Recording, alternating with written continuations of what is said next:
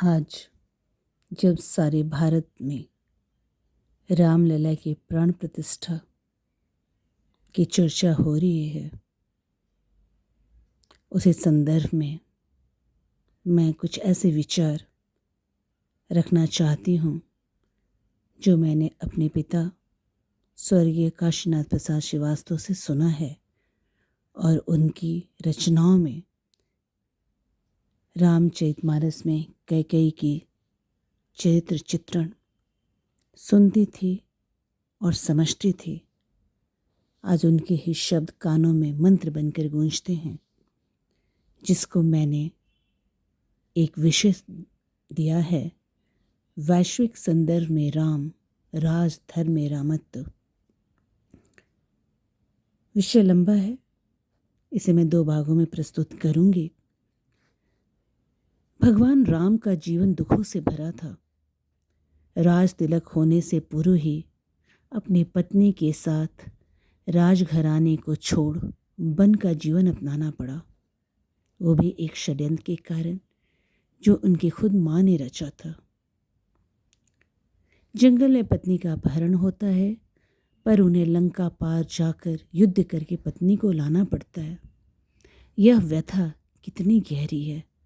और बाद में राजनीतिक धर्म को निभाने, राजधर्म प्रजा की शंका के निवारण हेतु गर्भवती पत्नी का त्याग करना पड़ता है और पुनः वर्षों बाद अपने ही पुत्रों से युद्ध करना पड़ता है, जहाँ पिता के हाथों पुत्रों की मृत्यु भी हो सकती थी। क्या कोई आम व्यक्ति इतने दुखों को अनुभव करके भी शांत, स्थिर, संयमित रह सकता है? किसी भी व्यक्ति का आंकलन करना हो तो दोनों ही चक्षु, अंतरंग और बाह्य का प्रयोग करना पड़ता है।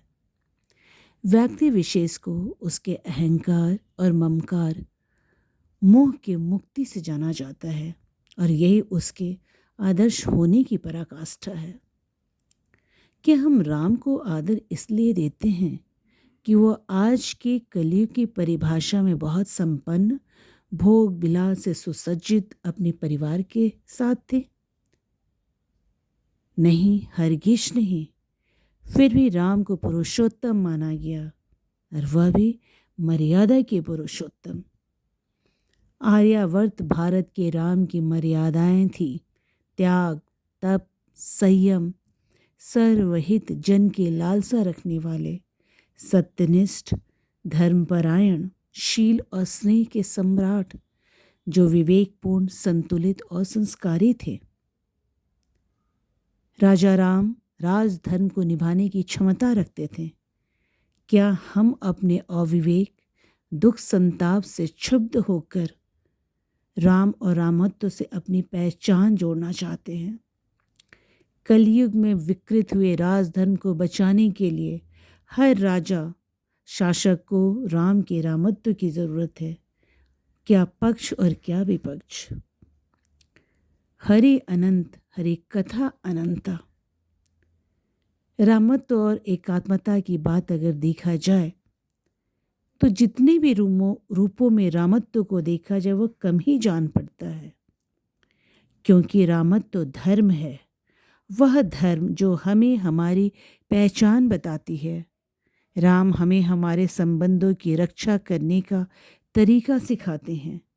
परिवार और परिवार के सदस्यों के बीच कटुता के बीच भी आत्मीयता कैसे बनी रहे, हमारी भाषा और भावना कैसे मर्यादित रहे, दूसरों के अहंकार को कैसे शांति से पराजित करें, विवेक से अवगत कराएं और परिजनों से अपराधियों को भी कैसे क्षमा दे।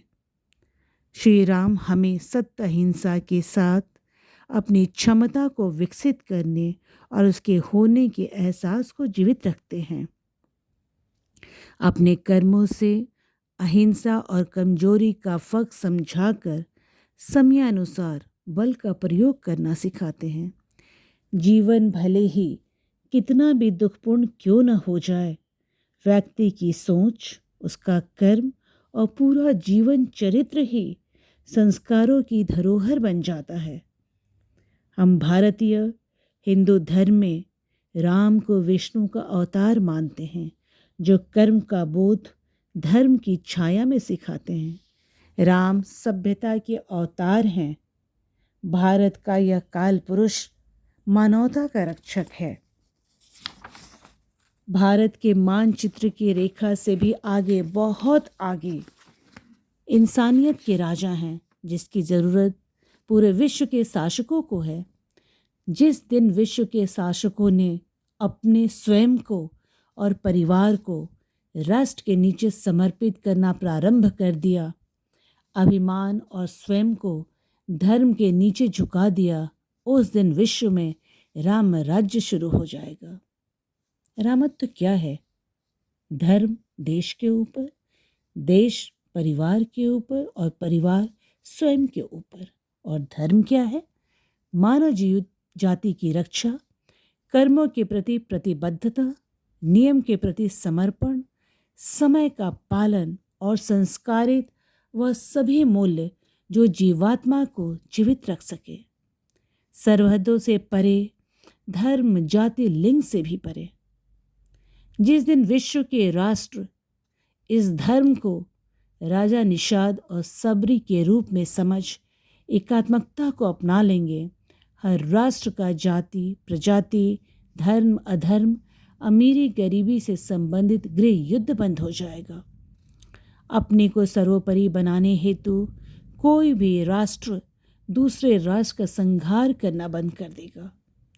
सत्ता की होड़ में ना अरब, ना इजराइल और हमास की लड़ाई होगी, ना ही भारत के किसी अन्य राष्ट्र की। श्री राम का रावण से युद्ध कर सीता को वापस लाने के लिए यह सब तो पूर्व रचित था, जिसको हिंदू धर्म में पूर्व जन्म के कर्मों की कहानी कहते हैं, और जिसको पुनः दोहराकर मानव जीवन के सामने मानवता की प्रेरणा और शिक्षा रखी गई। आज जाति, लिंग और धर्म के नाम पर प्रजा में विद्रोह करवाना ही राजधर्म का पर्याय बन गया है, और इसीलिए विरोधी राम और रामत्व को हिंदू और भाजपा से जोड़कर अपने सैद्धांतिक मूल्यों की बलि दे रहा है। ऐसा भला कौन सा मानव होगा जो अपने संतान को, अपने परिवार को अमर्यादित सोच और गलत संस्कार देकर बड़ा करेगा? मोहवश गलती अनदेखी कर देगा, सजा भी नहीं देगा, पर उसके कुकृत्यों से उसकी आत्मा रोती है। विश्व में ऐसा कौन सा धर्म है जो मानवता की हत्या करने की बात करता हो, छल प्रपंच धोखे से जनता को लूटकर शासन करने की बात करता हो?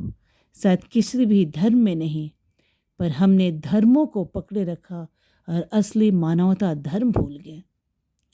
मेरे लिए धर्म किसी व्यक्ति विशेष की परिभाषा नहीं, अपितु अपने अपने धार्मिक शास्त्रों का गहन अध्ययन है, अपने गुरुओं से प्राप्त शिक्षा है, और इसमें अपने अनुभवों का चिंतन है। और जब इन तीनों का सामंजस्य हो जाए तो वही धर्म बनता है। एक हत्यारा भी किसी की हत्या करके जीवन में कभी न कभी दुखी अवश्य होता है। मेरी परिभाषा में रामत्व पक्ष विपक्ष, दलीय भावना, धार्मिक परंपराओं से परे मानव जीवन के उत्थान, सद्गति और मृत्यु तक की यात्रा के विस्तृत व्याख्या है। मानव जीवन को संघार से बचाने, स्वयं के पतन को रोकने, उनके जीवत्व का एहसास दिलाने की एक विचारधारा है, जिसमें शूद्र, गंवार, राक्षस विरोधी, महिला और बानर जाति तक के उत्थान का सारांश है। आज हर शिक्षित व्यक्ति, प्रौढ़ बालक, महिला, पुरुष को धर्म और जाति से परे होकर अपने शिक्षा में, अपने व्यवहार में रामत्व लाना है। तब शासन राम का हो या रावण का, सभी मारीच और मंदोदरी, विभीषण और त्रिजटा भी जिंदा रह पाएंगे, क्योंकि उनमें रामत्व जिंदा रहेगा। शेष भाग अगले भाग में मैं प्रस्तुत करूंगी।